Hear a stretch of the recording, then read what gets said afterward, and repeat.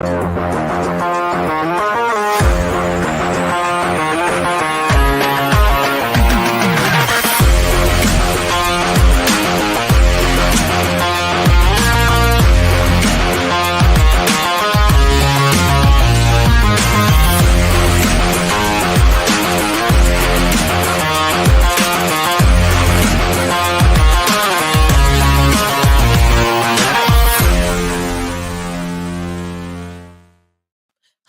this is Christina Barr, and you're watching Black Tea News.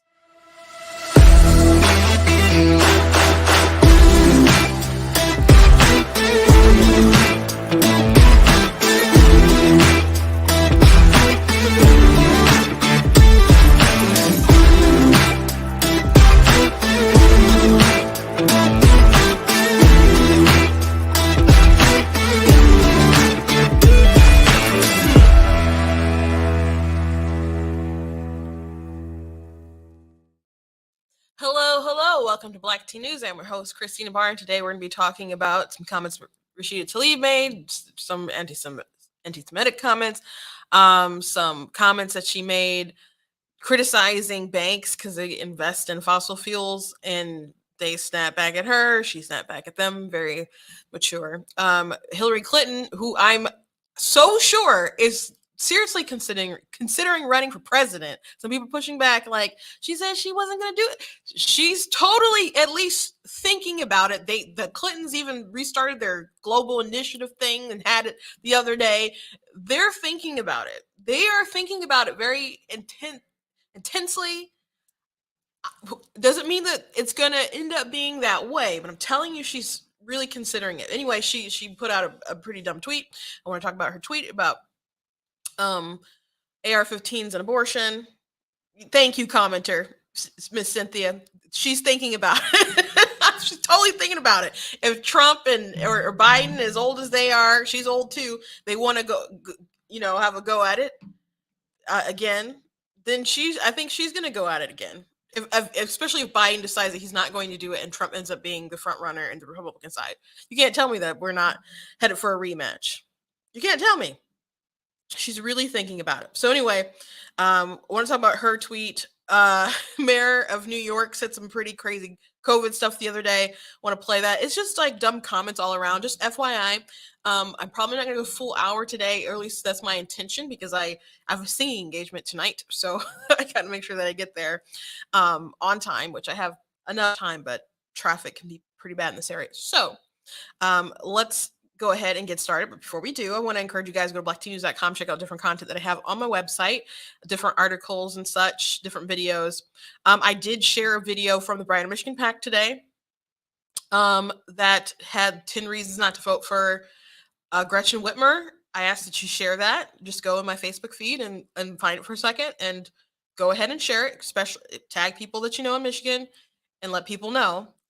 This is a pretty important race. The polls do not look good for Team Red right now, at least from what I'm seeing. However, she's awful. She has so much money, though. There's so much money, nonstop ads that have been pouring in for her side. People just need to continue to try to get the word out. And I ask that you help me out there. So go ahead and share that. If you like what I do here at blacktnews.com, I ask that you would go to blacktnews.com/donate. Consider leaving a gift there, whether it's $10, $20, $50, whatever you can do to support Black Tea News. I very much appreciate it. Costs to run the site, costs to stream, costs to travel, costs to do all kinds of things. The software that I use is expensive and stuff.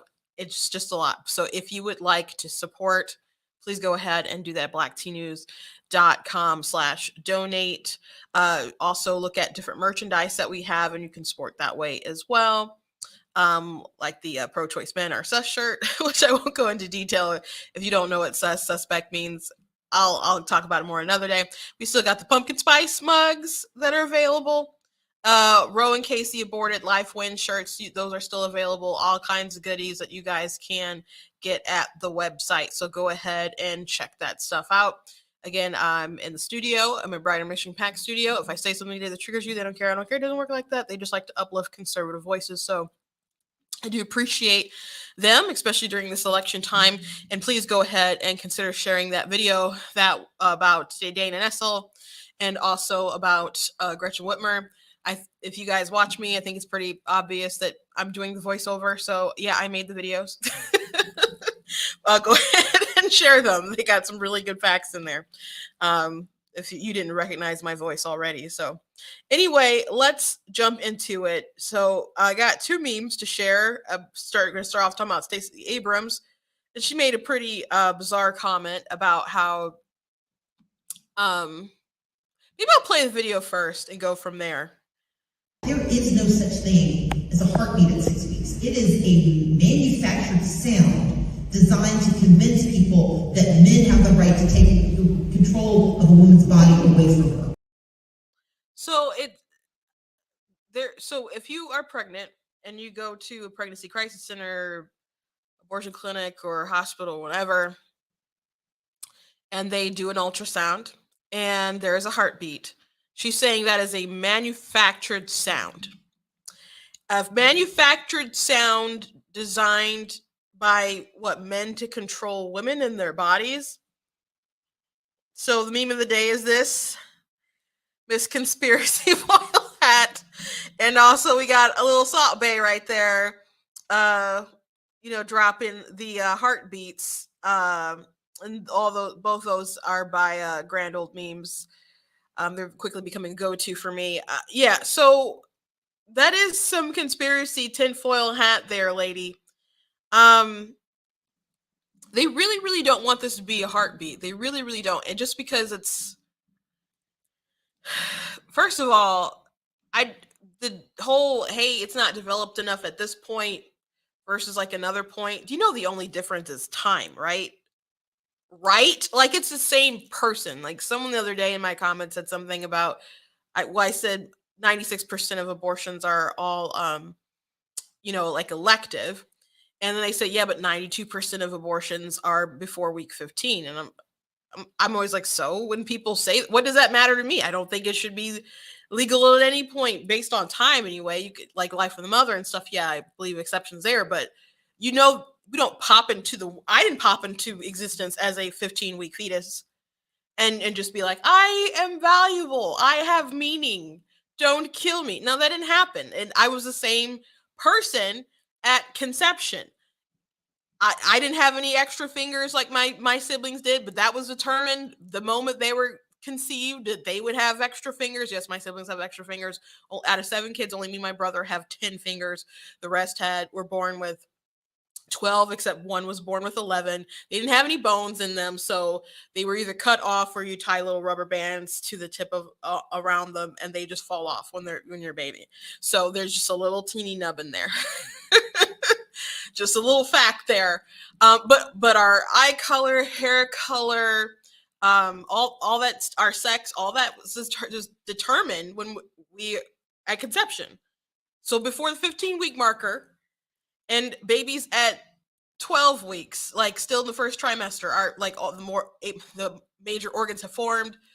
10 weeks, very developed. 8 weeks, very developed.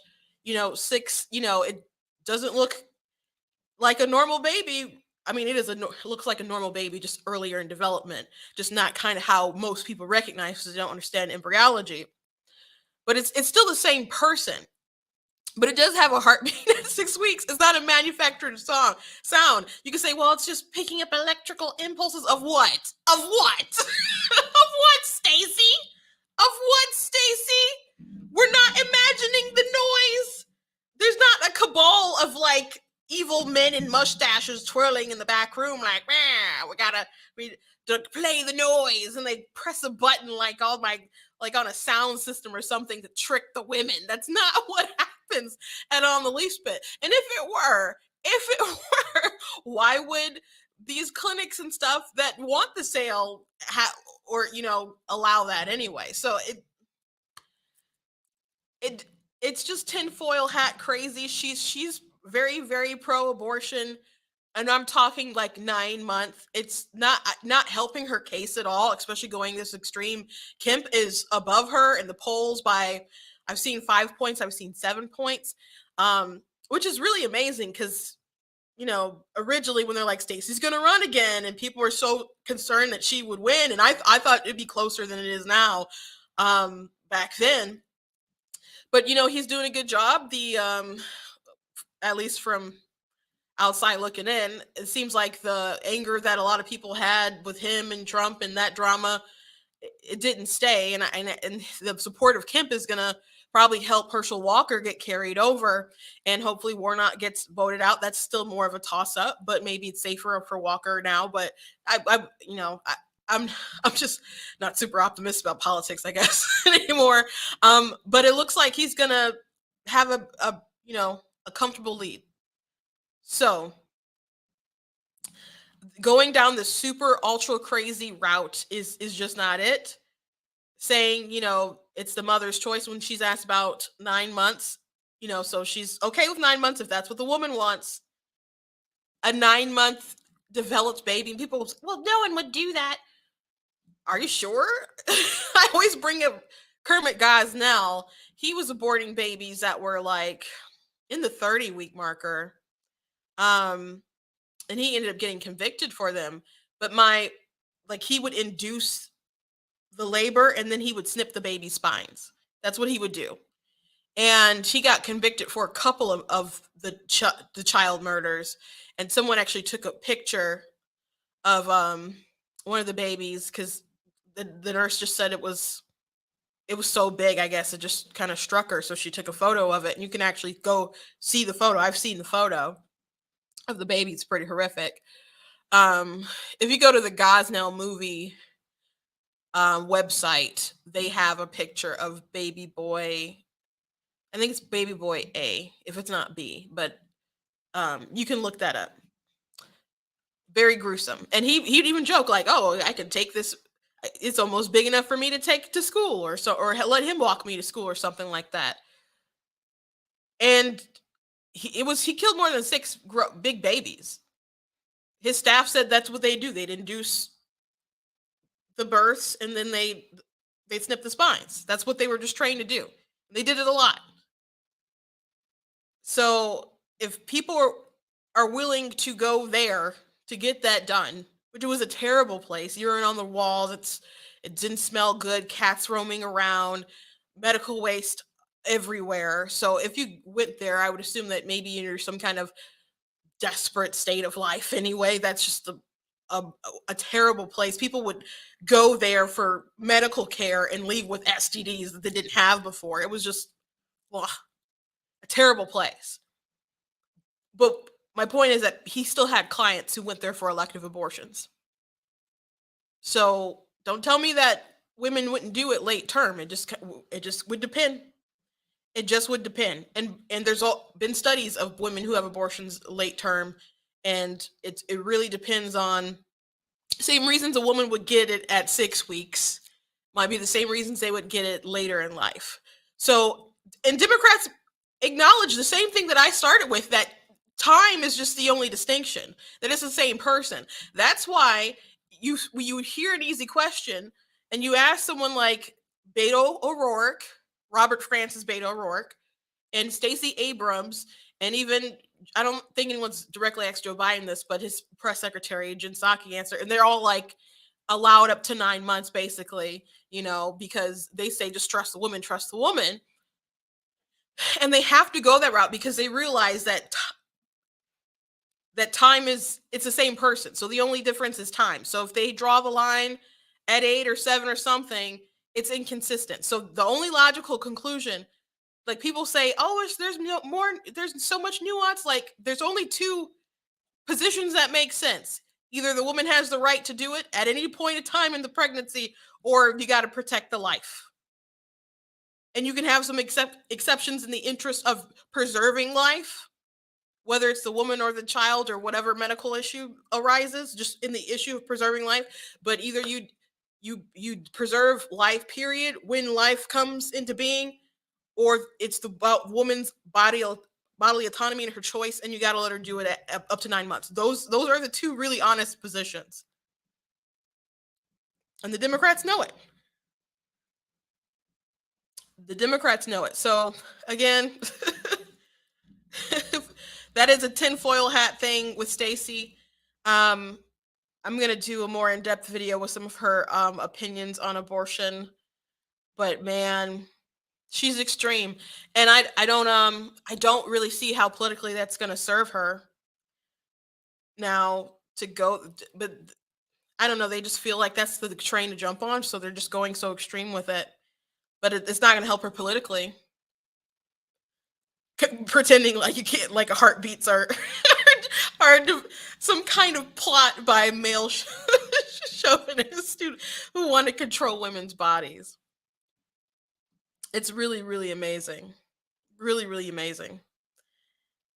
And at the same time, they want to blame, like, be angry at pro-life men, but at the same time, you have people like Kamala Harris and other folks who are petitioning men to be pro-choice so they don't have to, like, deal with the consequences of fatherhood. Like, there's been different comments made, like, gotta get men engaged.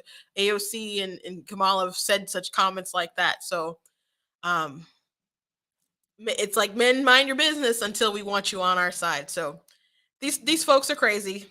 First crazy comment of the day. Second crazy Democrat comment of the day. Um, I gotta play Eric Adams, the mayor of New York. And you know what? I'm disappointed with how kind of crazy and dumb. Like, this comment is just dumb. And I don't want him to run for president or anything like that, but just kind of thinking about what kind of benches there could be in the future. I would suspect that it might be something that he wants to do, but if he ever becomes a main contender, he's going to have all this stupid radical stuff while the mayor of New York, as opposed to just being a normal person and being, a independent or minded thinker that could maybe would obviously carry a big state like that if you're a Democrat, but they could maybe cross the aisles, get in. But that's just not him. That's just not him. This is, you just got to hear this. How can you justify, Mr. Mayor, that you're removing this mandate for private sector employees, but not for public sector employees, many of them who have been fired from their jobs because of this mandate? I don't think anything dealing with COVID makes sense, and there's no logical pathway of one can do. You make the decisions based on how to keep our city safe, how to keep our employees operating. By taking the vaccine, we were able to keep the city open. And so we have to do it according to what's best. And the medical science and Dr. Fassan has done an amazing job. That's how we're here. I don't know if people realize that. That is why we are here. And so the determination now from our medical team is to state, remove the private sector mandates, remove the sports mandates for children. And that is where we are. And if there's something's going to change, we're going to announce it. That was so stupid. I can't even. So the question, if you didn't hear it, the question, if you didn't hear it, it's like, why did we remove the vaccine mandates and stuff from the private sector, but it's still mandated for the employees? And he said, things with COVID don't make sense. We just do what's best. It's like, look, no, I understand that things involving COVID don't make sense, because you've chosen to do things that don't make sense.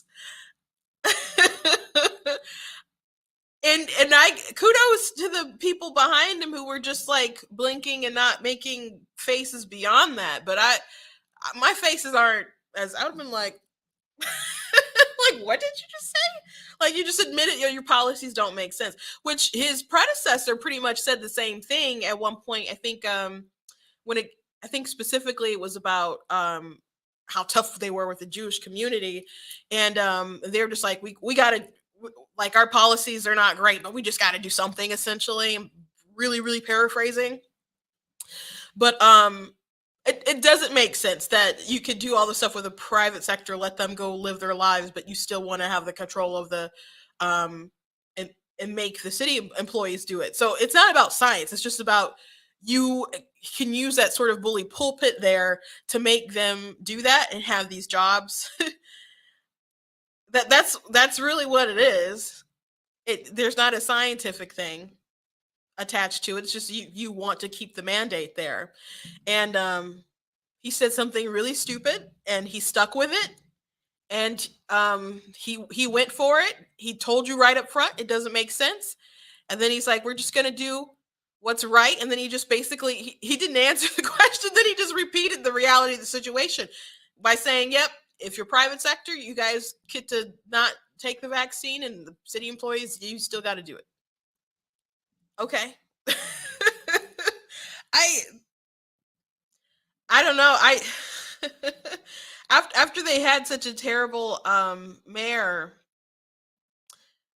they just he's bad. I wouldn't say worse. I mean, there's still so much time to determine that, but sheesh. So really really awful. Okay, let's move on to Hillary Clinton. Hillary Clinton tweeted this out, and she said, "I'll say it again. It shouldn't be harder to obtain an abortion than an AR-15." And then she had a tote bag or whatever. I didn't screen cap it because I don't want to. I you know I don't like her, so I'm not promoting her stupid bag. Um, I think you guys all know that that would entirely depend on what state you're in about how easy it is to get an abortion. Um, some people think that you can just, I don't know, go to getagun.com and put in an email address and get, I don't know, get it delivered to you at your house or something. People would say it's easier to vote, it's easier to get a gun than to vote and other stuff. And it, you have to kind of go through the process. Actually, Steven Crowder, he had this thing that he started, like gift a gun, just like gift a gun to a person. So they have to see, like, even if you order it online, they still have to go to, a place to pick it up, and you still have to fill out forms and all kinds of different stuff. You can't just go, you can't just go get your AR-15 or whatever at buyagun.com or whatever and have it like instantly to you. That's just not what happens. Of course, there are places in the country where you can't get an abortion now, and hopefully that continues, but there's some places where you can definitely get them quite easily, and are basically trying to remove all kinds of restrictions. Man, if Prop 3 passes in Michigan, it's going to be bad. It's going to be bad, and it will continue being half of that the people get abortions will continue to be black. As my governor tweets about, I don't know, equal women's payday and tries to say black women are earning less. I'm like, and you're killing their babies, like. But Hillary Clinton is, I resent when she says stuff like this because she's not stupid. She's just a liar. She's not stupid in the least bit. There's some politicians who are stupid. Some are really, really stupid. Apparently Eric Adams is stupid. Hillary Clinton's not stupid. Hillary Clinton's not stupid. She knows what she can say when she can say dumb things and get away with it. Like, she knows she'll be trolled for people on the right, but she can say things like that on the left, and it's whatever. She's made up the vast right-wing conspiracy theory. Like, I'm sure you guys have probably heard that phrase. I've mentioned this before, but the vast right-wing conspiracy theory, Anderson Cooper mentioned it at a debate. He's like, "Do you still believe there's a vast right-wing conspiracy theory?" And she said, "Don't you?" And she started laughing. She's like, "It's just better funded." Ha ha ha ha. The vast right-wing conspiracy theory is about her husband diddling folks. That's what it was about. And obviously those things were true. Wasn't a conspiracy, but she got away with calling it fast right-wing conspiracy, and it stuck. It stuck. That phrase, it still exists, and it wasn't a conspiracy theory. It was something that was true, but she just covered it. Of course she covered it. It was her husband.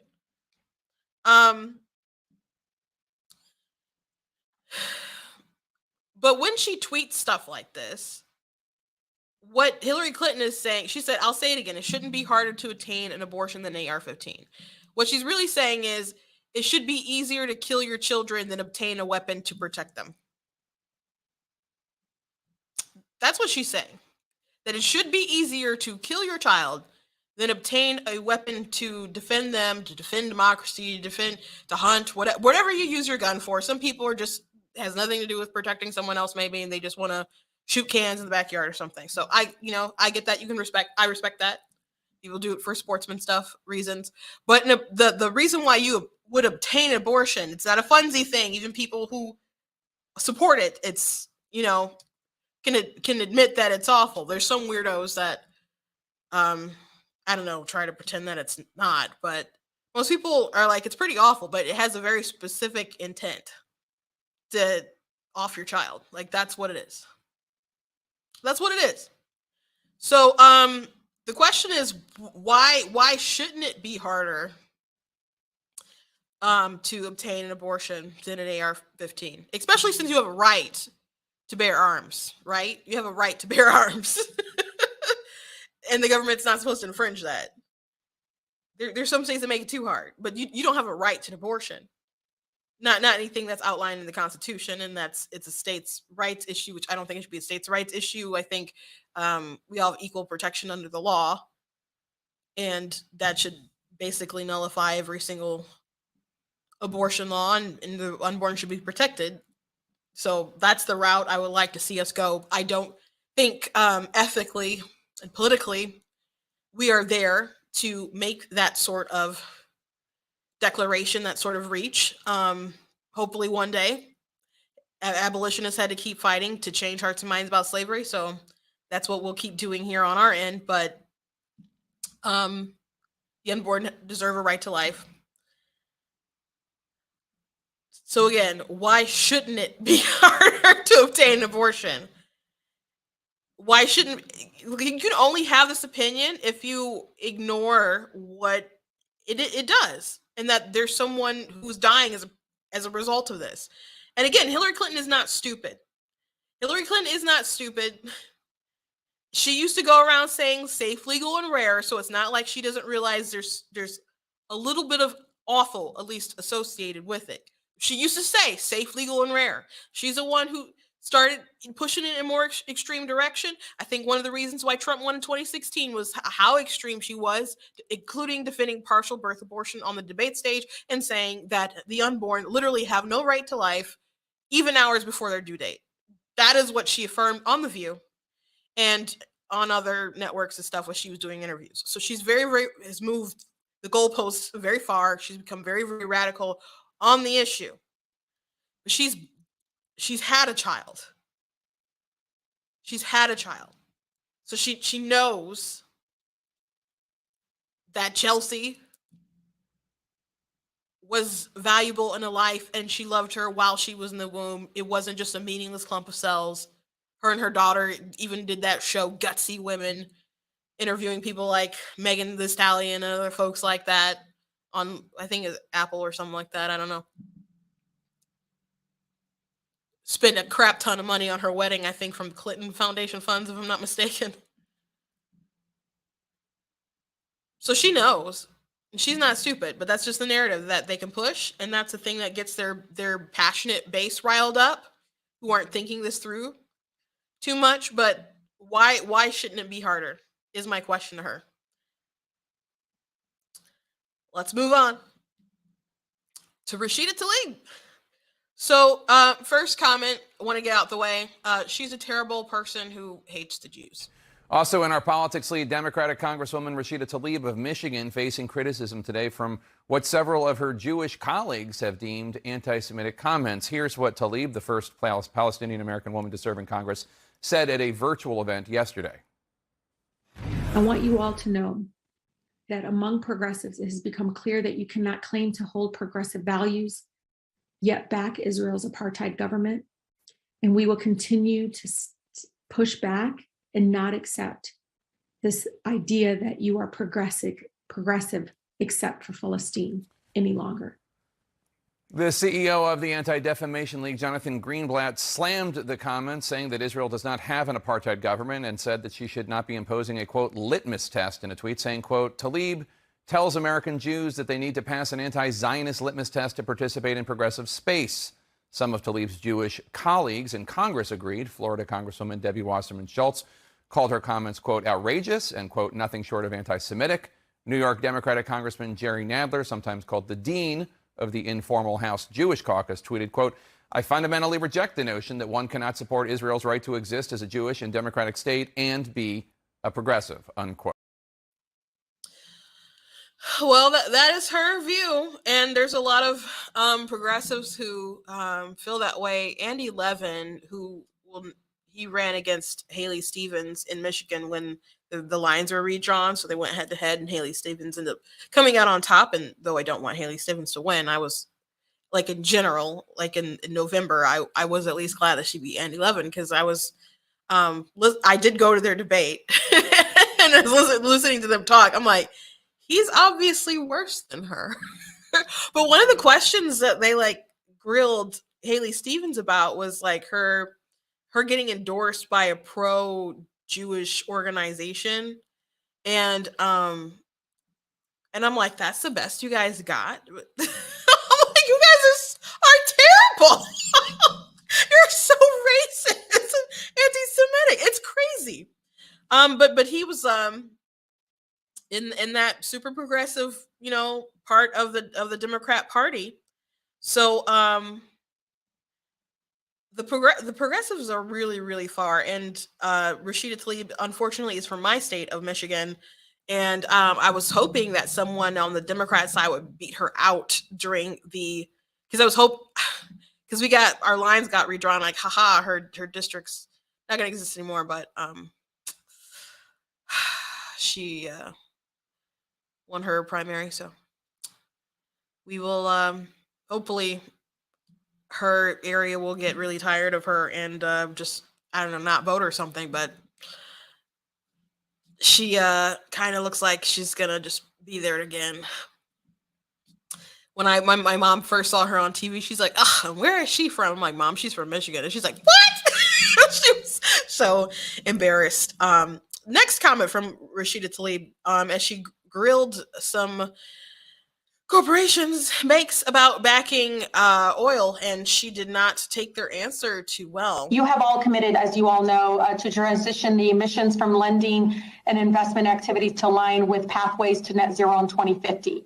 Do you know what the International Energy Agency has said is required to meet our global 2050 net zero targets of limiting global temperature rise to 2.7 degrees Fahrenheit or 1.5 degrees Celsius? So no new fossil fuel production starting today. That's like zero.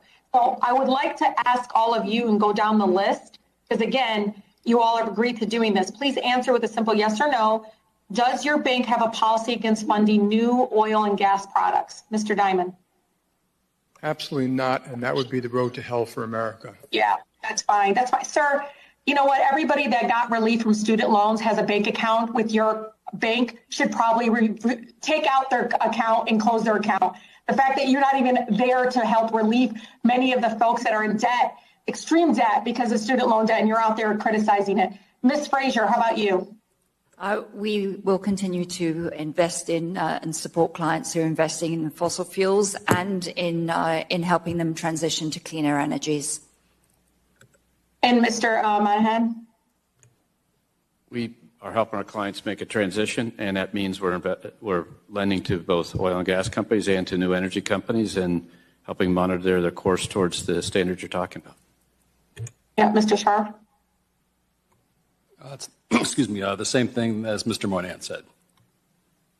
Yeah, I'm not going to ask you, Mr. Diamond, because you obviously don't care about working class people in frontline communities like ours that are facing huge amounts of high rates of asthma, respiratory issues, and so much more. Cancer rates are so high among my communities that I represent. So I'm not going to even ask you if you're committing to ending financing of new oil and gas projects. But Ms. Frazier, Mr. Monahan, Mr. Shea, we are living through a climate crisis today. And a commitment to net zero requires a commitment to ending fossil fuel financing. It is important because I want you all to know at the end, we're going to pay the cost of the public health impact. These are people that you're supposed to be serving, the folks that you're supposed to be providing and supporting in communities. Yeah, she's a nut job, and her and AOC and other people are so committed to the green energy thing, and it would obviously hurt our economy. Now, it should be a good answer that some of these people, for them, that these banks are trying to help finance the transition. We're just not there at the point right now that we can get off fossil fuels. We're just not. We're not. That would be catastrophic for our energy right now. We're not there.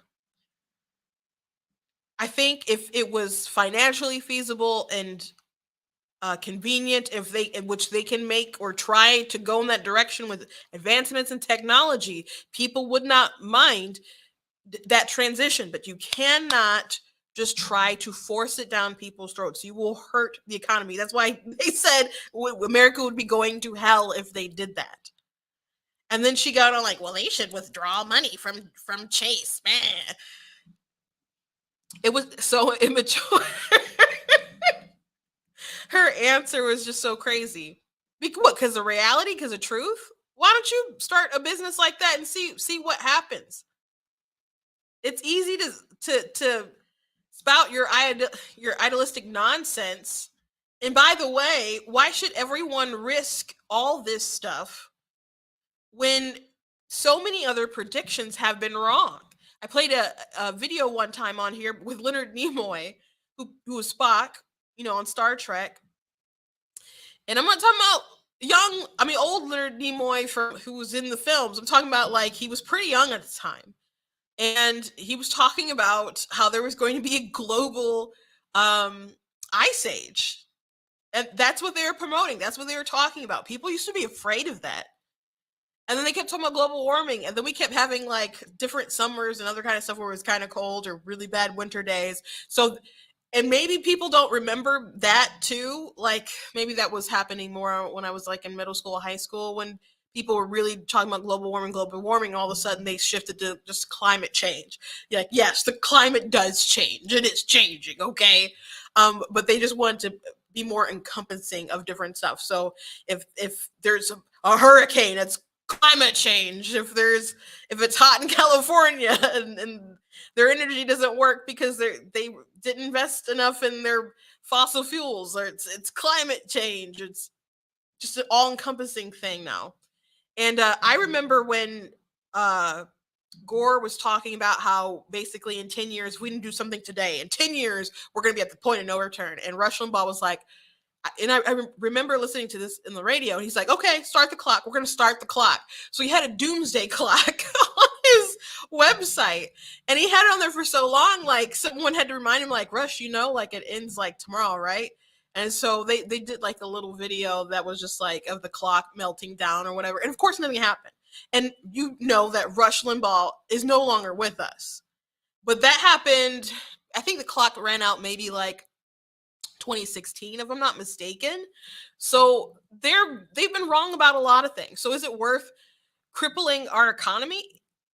I don't think so, especially when you can keep continuing to work toward innovation. And it doesn't make sense that they just don't want to look into nuclear as well. I know nuclear sounds all scary to people, but that is a form of cleaner energy that they could go toward, but they don't want to. So it just kind of seems like, I don't know, what they want money to go toward their green energy friends, and they don't really want solutions.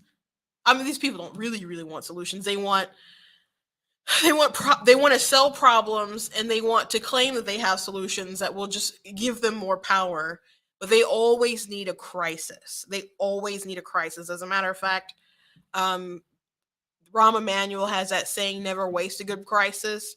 Hillary Clinton's repeated it. Other people have repeated it. Like that was a mantra that people were repeating going into the pandemic. With Gavin Newsom said something like that. I think,